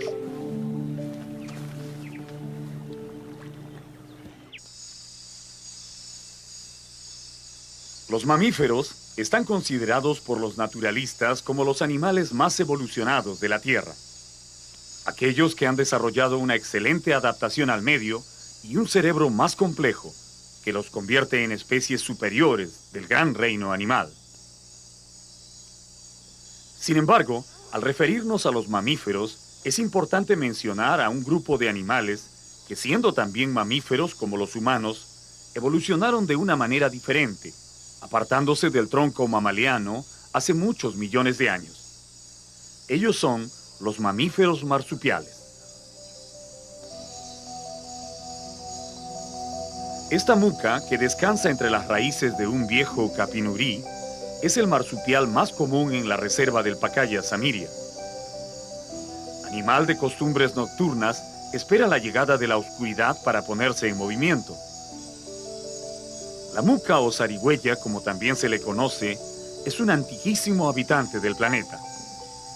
Aparecieron en una época en que la naturaleza recién terminaba de evolucionar a los mamíferos placentarios y desarrollaron su propio sistema reproductivo, convirtiéndose en una rama especializada de los mamíferos. Si observamos el vientre de esta muca, notaremos que se mueve de una manera extraña, como si tuviera algo en el interior. Y efectivamente, dentro de él están las crías, pero no en el vientre, sino en un saco especial que se llama el marsupio. Los marsupiales, como la zarigüeya, no desarrollan placentas durante el embarazo.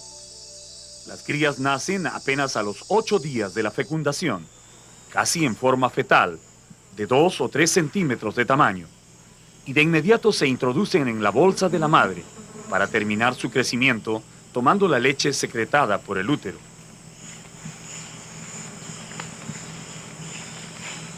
Estos cachorros ya tienen varias semanas de nacidos, pero se mantienen en el marsupio, que es como una incubadora que los protege mientras terminan su crecimiento.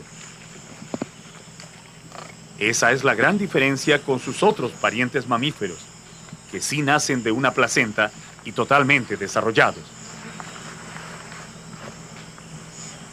Antiguamente se pensaba que los marsupiales eran algo así como un experimento de la naturaleza antes de la aparición de los mamíferos placentarios.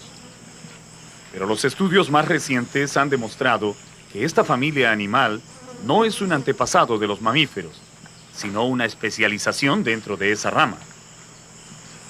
La ventaja para los marsupiales radica en que la madre puede deshacerse de las crías, en el caso que una sequía o catástrofe natural haga escasear la comida, mientras que los mamíferos placentarios que llevan las crías en el vientre deben soportar las hambrunas con el feto dentro del cuerpo.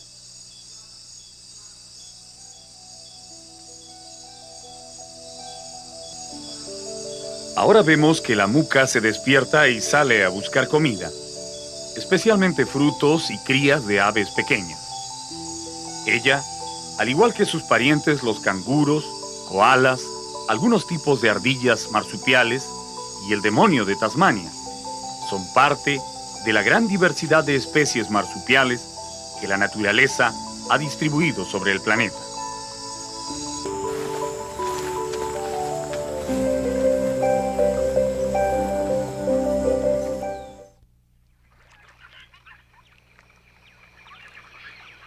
Las historias más antiguas de la selva cuentan que hubo un tiempo en que los viajeros que navegaban por los ríos y lagunas de la Amazonía escuchaban en ciertos lugares voces de mujeres, cantando unas extrañas y hermosas melodías que dejaban encantados a los navegantes y les hacían perder la noción del tiempo. Algunos viajeros que decían haber logrado ver a esas mujeres las dibujaron en sus crónicas, mostrándolas con forma de sirena y casi siempre montadas en unos extraños animales que también parecían sirenas. En las crónicas de los siglos XV y XVI son frecuentes esos relatos y dibujos que terminaron por convencer a mucha gente que en los ríos de la selva habitaban esas fabulosas criaturas, concebidas como mitad mujer y mitad pez. El mismo Cristóbal Colón, en su viaje de 1493, cuenta que al aproximarse a la isla La Española en el Caribe, vio unos animales de color pardo con forma de sirena nadando a flor de agua. El almirante no se sorprendió, pues había oído hablar de ellas, y solo anotó en su bitácora: hoy nos cruzamos con sirenas en el Nuevo Mundo. Debieron pasar muchos años y muchos viajeros explorar las selvas para que se pudiera comprobar que no existían tales sirenas. Pero en cambio, sí se encontraron a los animales que les servían de cabalgadura, que también parecen sirenas. Y resultó que no eran otros más que los manatís o vacas marinas. Los manatís de la Amazonía fueron virtualmente exterminados el siglo pasado durante la fiebre del caucho. Miles y miles de esos mansos mamíferos fueron aniquilados para aprovechar su carne y su grasa en la fabricación de aceite. En nuestros días, buscar un manatí en la selva del Perú es como buscar una aguja en un pajar. No solo por su escaso número, sino también por la increíble timidez de esos mamíferos que muy rara vez se dejan ver durante el día. Pero si uno tiene la paciencia de recorrer las orillas de las cochas más escondidas, tal vez en algún momento descubrirá entre las plantas flotantes unos extraños movimientos y una curiosa nariz que sale y se esconde tímidamente.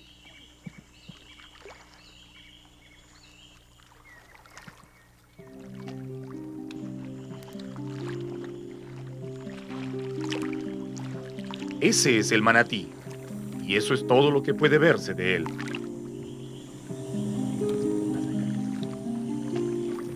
Los manatís nadan en las lagunas de poca profundidad, comiendo la abundante vegetación acuática del fondo. De rato en rato se asoman ligeramente a la superficie para respirar o mordisquear las hierbas de la orilla, pero nunca sacan el cuerpo fuera del agua. Lo más que se puede ver de ellos, aparte de la nariz, es la sombra oscura de su lomo, deslizándose suavemente bajo el agua.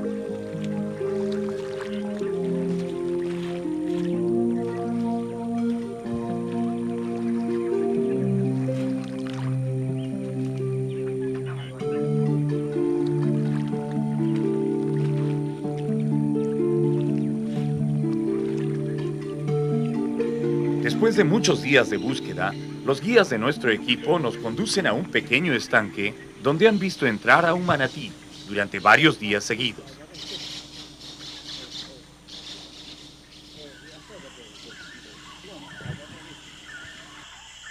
Utilizando una red, ellos van a cerrar la salida del estanque, que está conectada con una laguna más grande.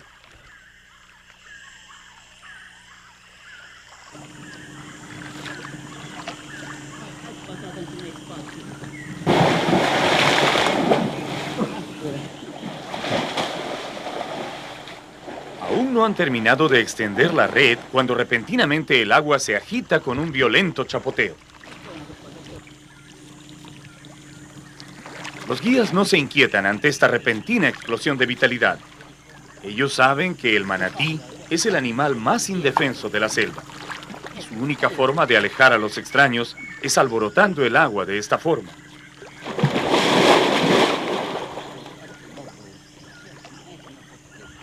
Al cabo de varios minutos, el animal se va tranquilizando y los guías lo atraen suavemente al lado de un tronco sumergido.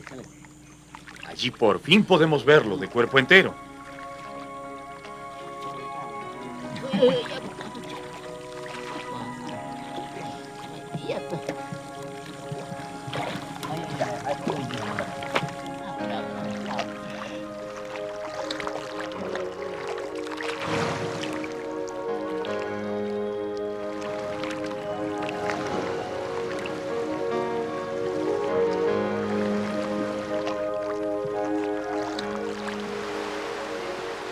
La selva parece protestar por esta captura, pues repentinamente el día se oscurece y comienza a llover.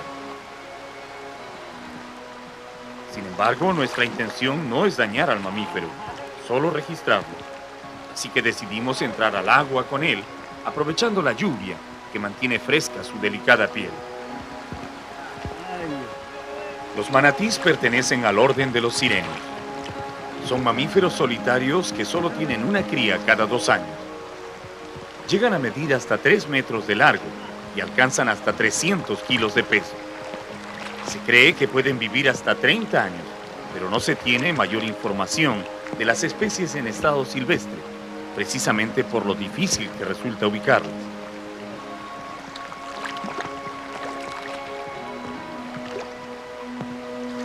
Los científicos creen que estos animales aparecieron en África y de allí se distribuyeron por todos los mares del mundo, ingresando luego por los ríos a la cuenca amazónica. Están emparentados con los elefantes y, como ellos, son exclusivamente herbívoros. Como pudimos comprobar con este ejemplar silvestre, los manatís son sumamente dóciles, al punto que una vez capturados, se dejan acariciar sin inquietarse mayormente. El señor Severo López, antiguo conocedor de la reserva del Pacaya Samiria, nos cuenta que en la actualidad los manatís son muy raros en las cochas de la selva. Hubo un tiempo en que se podía encontrar docenas de ellos nadando a flor de agua en las lagunas, pero la intensa cacería y el comercio de su carne los han llevado al borde de la extinción. El manatí del Amazonas es una de las 4 especies de sirenios que existen en el mundo. Los otros parientes de este ejemplar viven algunos en las aguas marinas del Caribe, otros en África y en el Pacífico septentrional.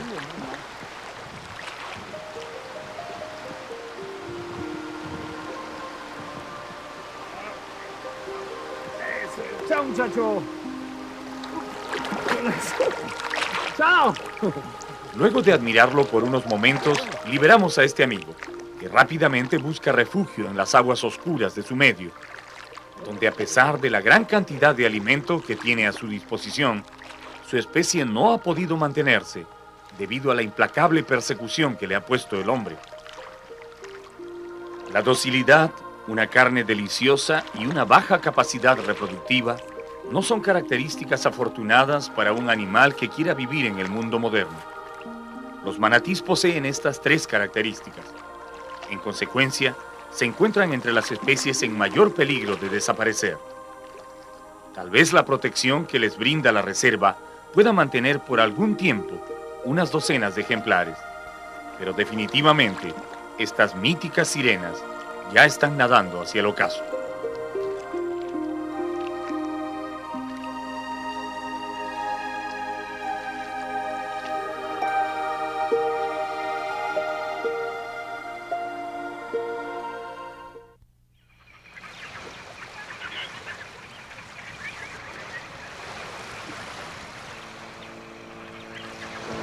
Entre los meses de agosto y septiembre, los guardaparques del Pacaya Samiria entran en una intensa actividad, recorriendo afanosamente los ríos y canales de la reserva.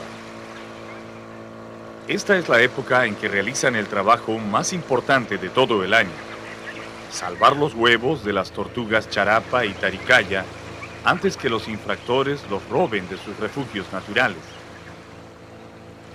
A bordo de sus lanchas y canoas, Los guardaparques rastrean cuidadosamente el río, recogiendo de las playas y bancos de arena los huevos que las tortugas han puesto durante la noche.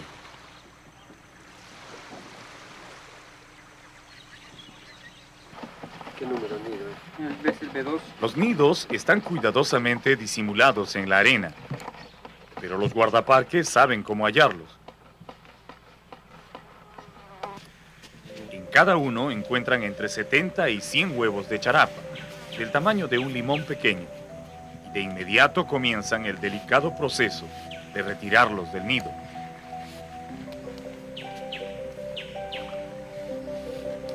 Si pudiera cumplirse el mandato de la naturaleza, estos huevos harían eclosión al cabo de 55 o 60 días. Entonces nacerían las tortuguitas que darían inicio a un nuevo ciclo de la vida. Lamentablemente, la interferencia del hombre impide que ese ciclo se cumpla, pues más tardan las tortugas en poner sus huevos que los infractores en saquear los nidos para llevárselos. En casi todas las ciudades de la selva existe desde antiguo la costumbre de comer huevos y carne de tortuga. En los mercados se venden esos productos exactamente como el pollo y los huevos de gallina en otros lugares. Este consumo no sería peligroso para la supervivencia de las tortugas si los colectores tuvieran el cuidado de recoger solo una parte de los huevos en los nidos. Pero en su afán de ganar dinero, se llevan todas las nidadas, creando un desequilibrio ecológico tan grave que han puesto a las dos especies de quelonios, la charapa y la taricaya, casi al borde de la extinción. Esta es la razón por la que los guardaparques tienen que apurarse en llegar primero hasta los nidos, para retirar los huevos y hacer ellos mismos el papel de madre naturaleza.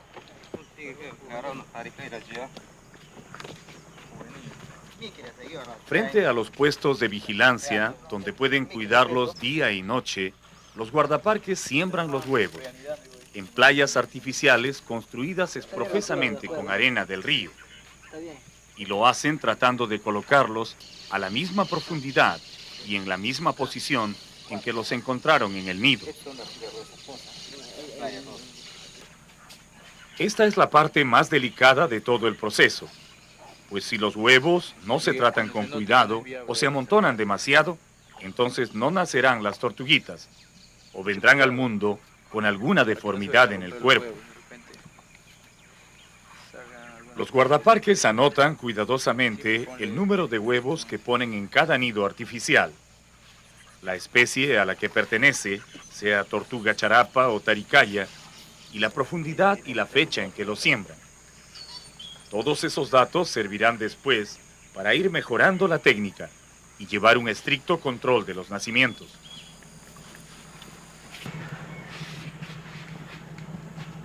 Una vez terminado el sembrado, comienza el largo proceso de esperar a que el sol y la arena ayuden a estas criaturas a nacer como si estuvieran en el nido que les dio su madre. Los guardaparques esperan y vigilan con mucha atención, porque han habido casos en que los ladrones humanos se aventuran hasta las mismas playas artificiales para robar los huevos.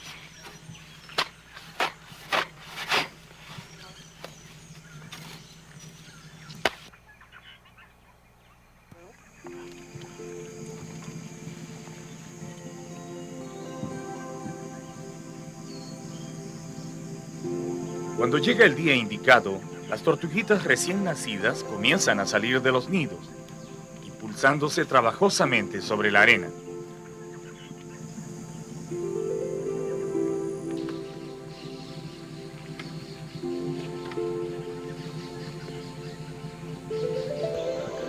El instinto natural las dirige de inmediato hacia el río. Parece que huelen el agua o la presienten y se esfuerzan en llegar a ella. Pero las mallas de la playa artificial se lo impiden. Este no es un nido de la madre naturaleza. Es más bien una especie de internado donde deberán quedarse unos días más, hasta que los guardaparques decidan cuándo están suficientemente fuertes para enfrentarse a la vida. Los masivos nacimientos traen alegría a los puestos de vigilancia, pues significa que el trabajo ha dado resultados. En los 20 años que llevan practicando este sistema de nidos artificiales, los guardaparques del Pacaya Samiria han logrado superar el 70% de nacimientos en cada nidada.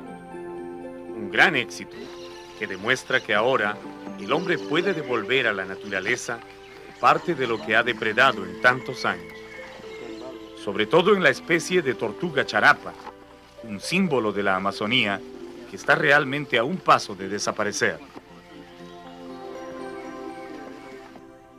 Los guardaparques nos muestran las delicadas diferencias que existen entre charapitas y taricayas.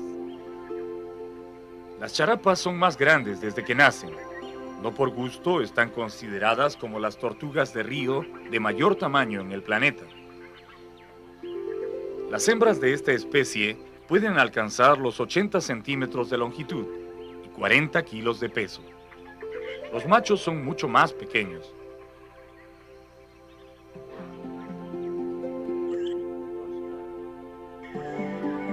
Las taricayas de menor tamaño solo llegarán a los 40 centímetros en la edad adulta, y las hembras lograrán un peso aproximado de 12 kilos.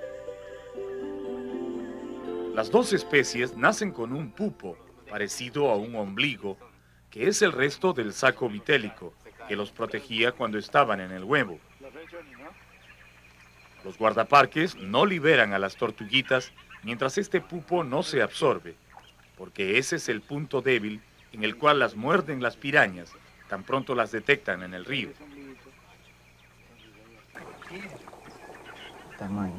Mientras dura su internamiento en los puestos de vigilancia, los pequeños quelonios viven en bateas o pozas de plástico, donde los guardaparques las alimentan con guamas y hierbas acuáticas.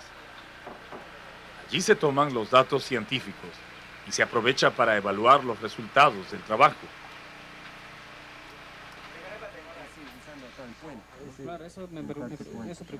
Pekka Soini, un investigador de origen finlandés, afincado en el Perú hace más de 30 años, es el hombre que ha desarrollado el sistema de las playas artificiales que están salvando de la extinción a las tortugas de nuestra Amazonía.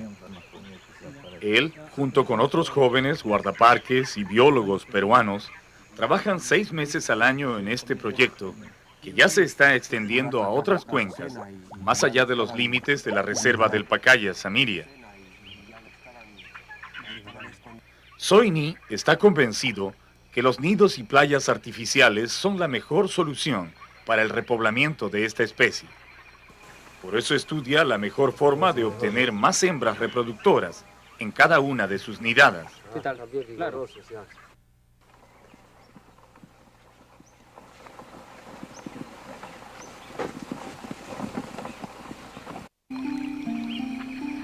Cuando llega el día de regresarlas a su medio natural, los guardaparques llevan a las tortuguitas cerca de las mismas playas, donde las recogieron cuando solo eran huevos. Allí, sin mayor ceremonia, pero con la satisfacción de ver el trabajo cumplido, devuelven a la naturaleza cientos de charapitas y taricayas, con la esperanza de que vuelvan a poblar los ríos de la selva.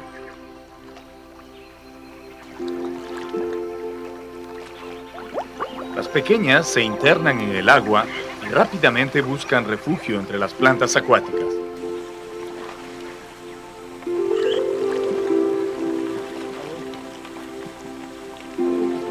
Todavía deberán pasar por la prueba de las pirañas y los cocodrilos que las esperan abajo.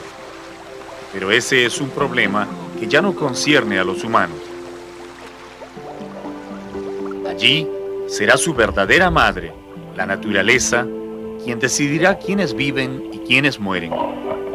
Los investigadores saben que al menos se les ha dado una oportunidad de seguir existiendo en el planeta.